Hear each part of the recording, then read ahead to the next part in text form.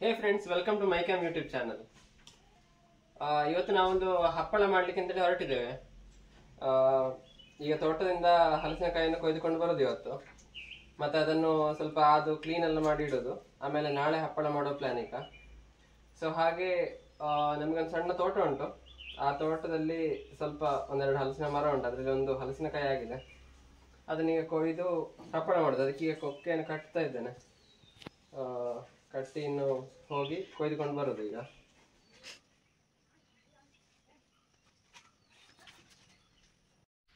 So ಈಗ ಕೊಕ್ಕೆಲ್ಲ ಕಟ್ಟಿ ಆಯ್ತು, ಇನ್ನೀಗ ಹೋಗುದು ತೋಟಕ್ಕೆ. ಹಲಸಿನಕಾಯಿಯನ್ನು ಕೊಯ್ಕೊಂಡು ಬರುವ.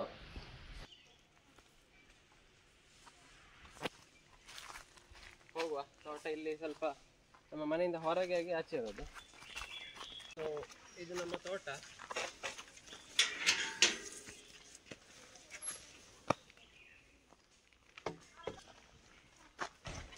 ಇದು ಕೊಕ್ಕೆ ಸ್ವಲ್ಪ ಲೆಕ್ಕ ಹೆಚ್ಚಿ ಉದ್ದಾಯ್ತಂತೆ.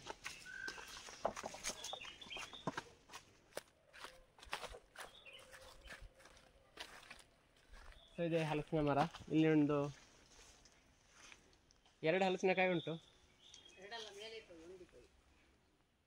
ಯಾವುದು ಇದುವಾ? ಅಲ್ಲ ಇದಲ್ಲ ಬೇಕಾದ ನಮಗೆ ಸಿಕ್ಕಿದಲ್ಲ, ಇದನ್ನು ಕೊಯ್ತೇನೆ ಈಗ.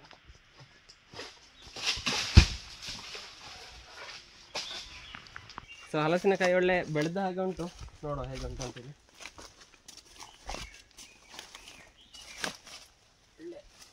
ಒಳ್ಳೆ ಹಲಸಿನಕಾಯಿ. ಸ್ವಲ್ಪ ಏನೋ ಒಂದು ಅಂದರೆ ಉಂಟದಲ್ಲಿ.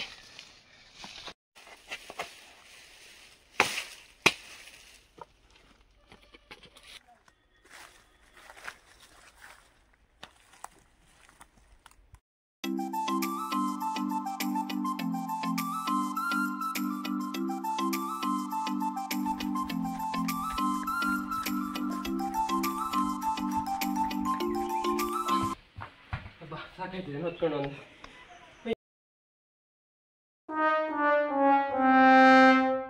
ಈಗ ಇದು ಮೆಟ್ಟುಕತ್ತಿಯಲ್ಲಿ ಕೊರೆಯುವ ನಾವು ಇದನ್ನು. ಮೊದಲಿಗೆ ಅದನ್ನೊಂದು ಕತ್ತಿಯಲ್ಲಿ ಸ್ವಲ್ಪ ತುಂಡು ಮಾಡಿ ಮತ್ತೆ ಮೆಟ್ಟುಕತ್ತಿಯಲ್ಲಿ ಕೊರಿಬೇಕಷ್ಟೆ.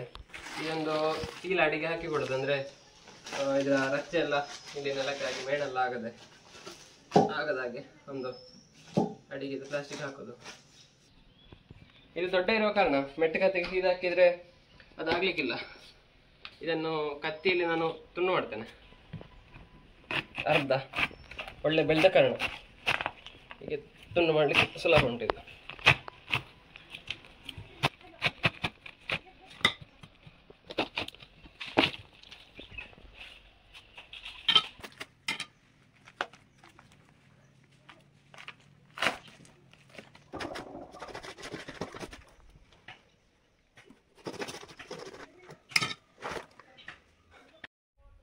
ಇಲ್ಲಿ ಒಂದು ಬಟ್ಟೆ ತಗೊಂಡಿದ್ದೀನಿ. ಇದು ವೇಸ್ಟ್, ಸ್ವಲ್ಪ ಹಾಳಾದ ಪಾರ್ಟ್ ಅಥವಾ ಏನಾದರೂ ರಚ್ಚೆ ಗುಂಜದಲ್ಲಿದ್ದರೆ ಇದಕ್ಕೆ ಹಾಕೋದು.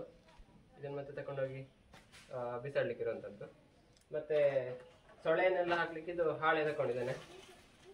ಪಾತ್ರೆಗಿಂತ ಹಾಳೆ ಒಳ್ಳೇದಾಗ್ತದೆ, ಅಂದರೆ ಮೇಣೆಲ್ಲ ಅಂಟುದಿಲ್ಲ, ಅದಕ್ಕೋಸ್ಕರ. ಈಗ ನಾನು ಇದನ್ನು ಬೇರೆ ಬೇರೆ ಕಡಿ ಮಾಡಿ ಇದರ ಗುಂಜನ್ನೆಲ್ಲ ಹೀಗೆ ತೆಗೆದಿಡ್ತೇನೆ.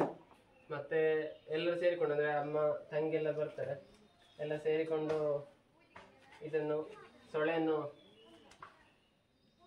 ಎಳಕಬೇಕು ಇದರಿಂದ. ಆಮೇಲೆ ಸೊಳೆಯನ್ನು ಆಯಬೇಕು, ಆದಂದರೆ ಎಲ್ಲ ಕ್ಲೀನ್ ಮಾಡಬೇಕು. ಇದರ ಬೇಳೆಲ್ಲ ತೆಗೆದು ಕ್ಲೀನ್ ಮಾಡಿ ಇಡೋದು ಇವತ್ತು. ಅದಾದಮೇಲೆ ನಾಳೆ ಬೆಳಿಗ್ಗೆ ಇದನ್ನು ಹಪ್ಪಳ ಮಾಡೋದು. ಎಲ್ಲ ಕೆಲಸ ಒಂದೇ ದಿವಸ ಇಟ್ಟರೆ ಉದಾಸೀನ ಆಗ್ತದೆ ಮತ್ತೆ ಲಾಸ್ಟಿಗೆ. ಅದಕ್ಕೆ ಬೇಕಾಗಿ ಹೀಗೆ 2 ದಿವಸಕ್ಕೆ ಡಿವೈಡ್ ಮಾಡಿಕೊಳ್ಳೋದು. ಇವತ್ತಿಗೆ ಇದನ್ನೆಲ್ಲ ಕೊರೆದು ಕ್ಲೀನ್ ಮಾಡೋ ಕೆಲಸ ಎಲ್ಲ ಇವತ್ತು, ನಾಳೆ ಇದರ ಹಪ್ಪಳ ಮಾಡೋ ಕೆಲಸ.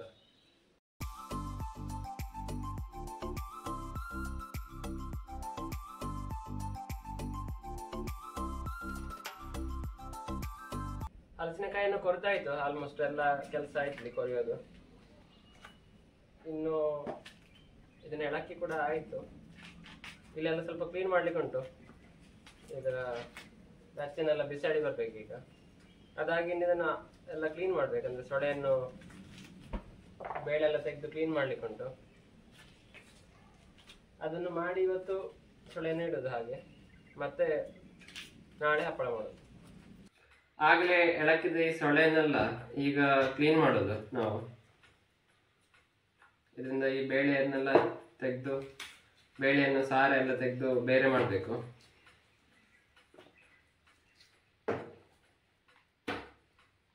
ಈಗ ಸ್ವಲ್ಪ ಕೈಗೆ ಎಣ್ಣೆ ಮುಟ್ಟಿಸೋದು ಅಂತ ಕೇಳಿದ್ರೆ, ಇಲ್ಲಾದ್ರೆ ಮೇಣ ಅಂಟುತ್ತದೆ ಕೈಗೆ.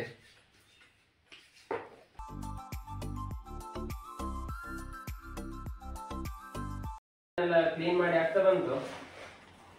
ಇನ್ನಿದನ್ನು ಹೀಗೆ ತೆಗೆದು ಫ್ರಿಜ್ ನಲ್ಲಿ ಇಡೋದು, ಕಟ್ಟಿ ಇಟ್ಟರೆ ಆಯ್ತು. ಮತ್ತೆ ನಾಳೆ ಬೆಳಿಗ್ಗೆ ಸೊಳೆನೆಲ್ಲ ಬೇಯಿಸಿ ಕಡಿದು ಮತ್ತೆ ಹಿಟ್ಟು ಮಾಡಿ ಹಪ್ಪಳ ಮಾಡೋದು. The next day. Hey friends, ಇದು ನಿನ್ನೆ ಹೇಳಿದಾಗೆ ಇವತ್ತಿಗೆ ಇದು ಬೆಳಿಗ್ಗೆ 6 ಗಂಟೆ. ಸೊಳ್ಳೆ ತುಂಬ ಇದ್ದದ್ರಿಂದ 2 ಸಲ ಆಗಿ ಬೇಯಿಸ್ತೇನೆ ಅಂತ ಅಮ್ಮ ಹೇಳಿದ್ರು. ಅದನ್ನು ಅಟ್ಟಿನ ಹಾಳಾಗಿ ಅಥವಾ ಅಟ್ಟಿನ ಪಾತ್ರೆ ಅಂತ ಹೇಳ್ತಾರೆ ಕನ್ನಡದಲ್ಲಿ. ಸೊ ಹಾಗೆ ಅದರಲ್ಲಿ ಇಟ್ಟು ಬೇಯಿಸುವಂಥದ್ದು. ಬೆಳಿಗ್ಗೆ ಒಂದು 4-4:15 ದಮ್ ಒಂದು ಸೆಟ್ ಬೆಳಿಗ್ಗೆ ಬೇಯಿಸಿದ್ದಾರೆ. ನೆಕ್ಸ್ಟ್ ದಿನೊಮ್ಮೆ ಬೇಯಿಸ್ಬೇಕೀಗ. ಸೊ ನಾವೀಗ ಇದನ್ನು ಇನ್ನು ಕಡಿಬೇಕು, ಈ ಬೇಯಿಸಿದ ಸೊಳೆಯನ್ನು. ಈಗ ವಿಷಯ ಅಂತ ಹೇಳಿದ್ರೆ, ಮೊದಲೆಲ್ಲ ಇದು ಕಲ್ಲಿನಲ್ಲಿ ಸೊಳೆಯನ್ನು ಹಾಕಿ ಗುದ್ದುತ್ತಾ ಇದ್ದದ್ದು. ಈಗ ಸ್ವಲ್ಪ ಸುಲಭ ಆಗ್ಲಿಕ್ಕೆ ಅಂತ ಹೇಳಿ ಗ್ರೈಂಡರ್ನಲ್ಲಿ ಮಾಡ್ತೇವೆ. ಗ್ರೈಂಡರ್ನಿದ್ದು ಒಂದು ಸೈಡ್ ಇದು ಕಲ್ಲು ತೆಗೆದು ಈ ರೀತಿ ಸೆಟಪ್ ಮಾಡಿಕೊಂಡಿದ್ದೇವೆ. ಇದರಲ್ಲಿ ಇನ್ನೀಗ ಹಾಕಿ ಕಡಿಯುವಂಥದ್ದು. ಇನ್ನೀಗ ಇದಕ್ಕೆ ಬೇಕಾಗಿರುವ ಮೆಣಸಿನ ಹುಡಿ ಅಥವಾ ಉಪ್ಪೆಲ್ಲ ಇದಕ್ಕೆ ಹಾಕೋದು. ಅದೊಂದು ಅಂದಾಜಿಗೆ ಎಷ್ಟು ಸೊಳ್ಳೆಗೆ ಎಷ್ಟು ಬೇಕಂತೇಳಿ ಒಂದು ಅಂದಾಜಿಗೆ ಹಾಕಿಕೊಳ್ಳುವಂಥದ್ದು ಇಲ್ಲಿ.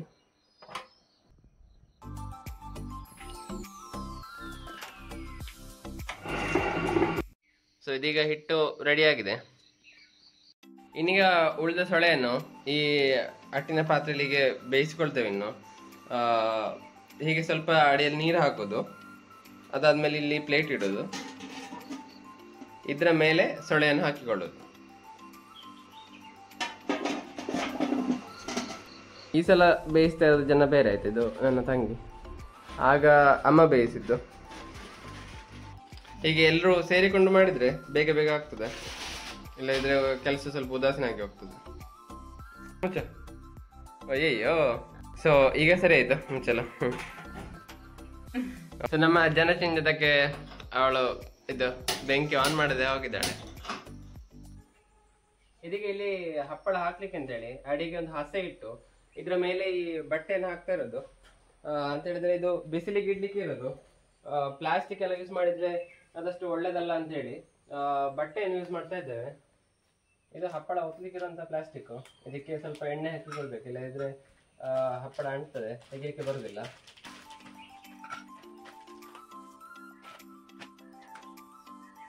ಹೀಗೆ ಅಡಿಗೆ ಒಂದು ಪ್ಲಾಸ್ಟಿಕ್ ಇಟ್ಟುಕೊಂಡು ಅದರ ಮೇಲೆ ಹೀಗೆ ಉಂಡೆ ಇಟ್ಟು ಇನ್ನೊಂದು ಪ್ಲಾಸ್ಟಿಕ್ ಅನ್ನು ಹೀಗೆ ಇಟ್ಟು ಹೀಗೆ ಒತ್ತಿದ್ರೆ ಆಯ್ತು.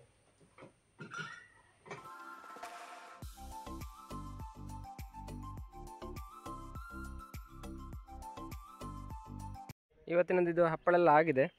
ಒಂದು 200ರಿಂದ 220 ಹಪ್ಪಳ ಆಗ್ಬೋದು ಒಟ್ಟು. ಇದೊಂದು 2ರಿಂದ 3 ದಿವಸ ಅಥವಾ ಅದೇ 3 ದಿವಸದ ಬಿಸಿಲು ಬೇಕಿದ್ದಕ್ಕೆ. 3 ದಿವಸ ಒಣಗಬೇಕಿದ್ದು ಬಿಸಿಲಿನಲ್ಲಿ.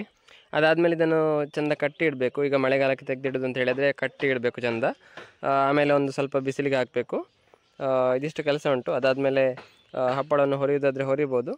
ಅಂತೂ ಇವತ್ತಿನ ಹಪ್ಪಳದ ಕೆಲಸ ಆಯ್ತು ಇಲ್ಲಿಗೆ.